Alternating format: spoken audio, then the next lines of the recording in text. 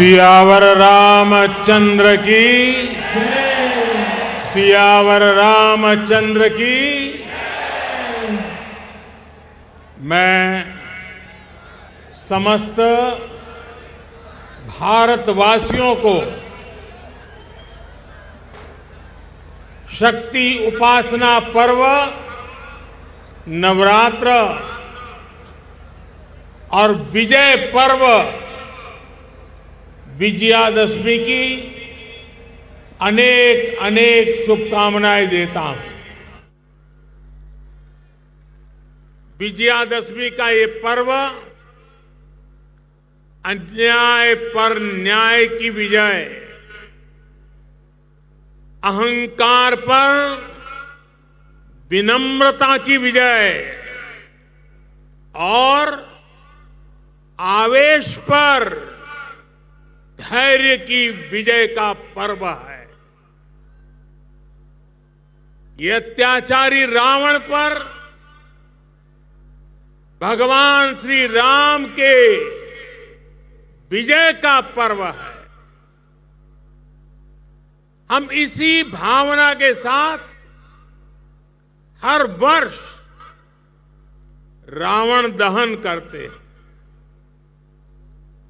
लेकिन सिर्फ इतना ही काफी नहीं है।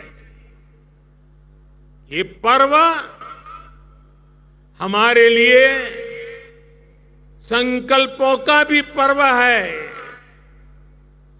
अपने संकल्पों को दोहराने का भी पर्व है।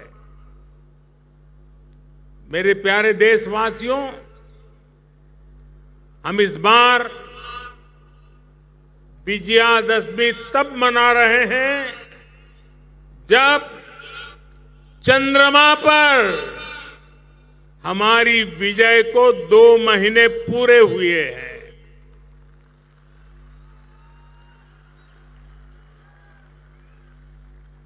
विजयादशमी पर शस्त्र पूजा का भी विधान है। भारत की धरती पर शस्त्रों की पूजा किसी भूमि पर आधिपत्य नहीं, बल्कि उसकी रक्षा के लिए शस्त्र पूजा की जाती है। नवरात्र की शक्ति पूजा का संकल्प शुरू होते समय हम आराधना करते हैं, या देवी सर्वभूतेषु शक्ति रूपेण संस्थिता नमस्तस्यै नमस्तस्यै नमस्तस्यै नमो नमः। जब पूजा पूर्ण होती है तो हम कहते हैं, देहि सौभाग्य आरोग्यम देहि मे परमम सुखम रूपम देहि जयम देहि यशो देहि दिशो जहि। हमारी शक्ति पूजा सिर्फ हमारे लिए नहीं, पर पूरी सृष्टि के सौभाग्य, आरोग्य, सुख, विजय और यश के लिए की जाती है। भारत का दर्शन और विचार इन्हीं मूलभूत सिद्धांतों को जीता है। हम गीता का ज्ञान भी जानते हैं और आईएनएस विक्रांत और तेजस का निर्माण भी जानते हैं।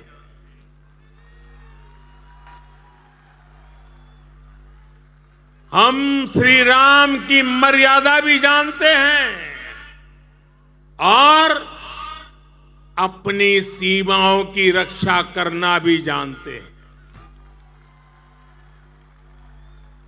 हम शक्ति पूजा का संकल्प भी जानते हैं और कोरोना में सर्वे संतु निरामया ये मंत्र भी जी करके दिखाते हैं।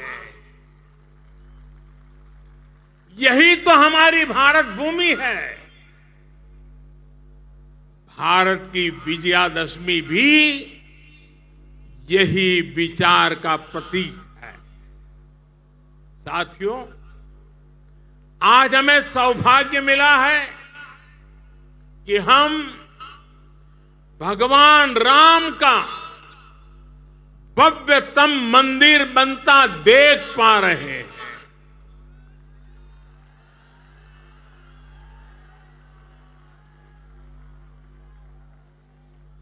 और अयोध्या की अगली रामनवमी पर रामलला के मंदिर में गूंजा हर स्वर पूरे विश्व को हर्षित करने वाला है।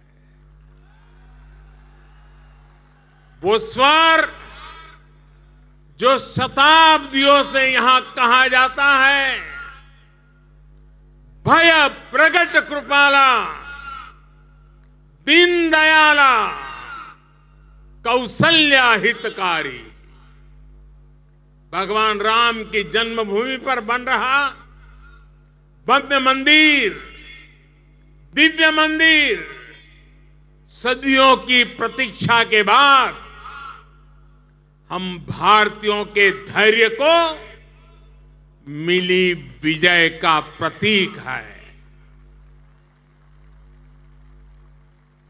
राम मंदिर में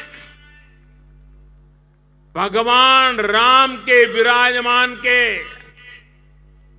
बस कुछ ही महीने बचे हैं।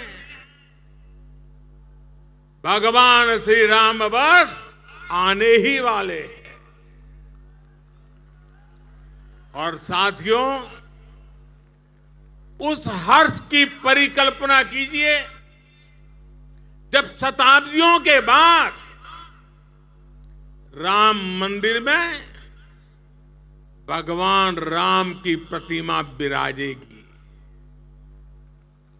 राम के आने के उत्सव की शुरुआत तो विजयादशमी से ही शुरू हो गई थी। तुलसी बाबा रामचरित मानस में लिखते हैं, सगुन हो ही सुंदर सकल मन प्रसन्न सबके, प्रभु आगमन जनाओ जनु नगर रम्य चहु फेर। यानी जब भगवान राम का आगमन होने ही वाला था तो पूरी अयोध्या में शुगुन होने वाला था। तब सभी का मन प्रसन्न होने लगा, पूरा नगर रमणीक बन गया।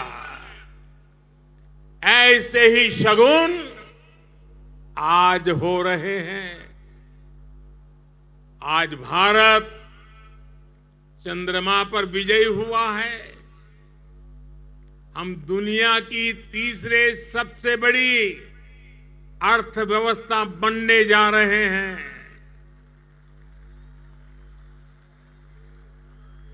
हमने कुछ सप्ताह पहले ही संसद की नई इमारत में प्रवेश किया है। नारी शक्ति को प्रतिनिधित्व देने के लिए संसद ने नारी शक्ति वंदन अधिनियम पारित किया है। भारत आज विश्व की सबसे बड़ी डेमोक्रेसी के साथ सबसे विश्वस्त डेमोक्रेसी के रूप में उभर रहा है। और दुनिया देख रही है, ये मदर ऑफ डेमोक्रेसी है।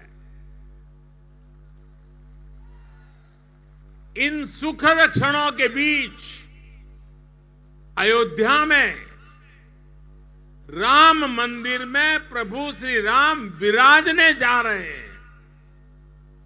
एक तरह से आजादी के 75 साल बाद अब भारत के भाग्य का उदय होने जा रहा है।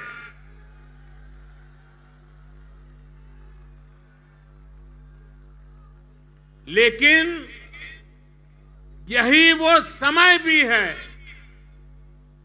जब भारत को पहले से बहुत सतर्क रहना जरूरी है। हमें ध्यान रखना है कि आज रावण का दहन बस एक पुतले का दहन न हो, ये दहन हो हर उस विकृति का जिसके कारण समाज का आपसी सौहार्द बिगड़ता है। ये दहन हो उन शक्तियों का जो जातिवाद और क्षेत्रवाद के नाम पर मां भारती को बांटने का प्रयास करती है। ये दहन हो उन विचार का जिसमें भारत का विकास नहीं, स्वार्थ की सिद्धि निहित है। विजयादशमी का पर्व सिर्फ रावण पर राम की विजय का पर्व नहीं,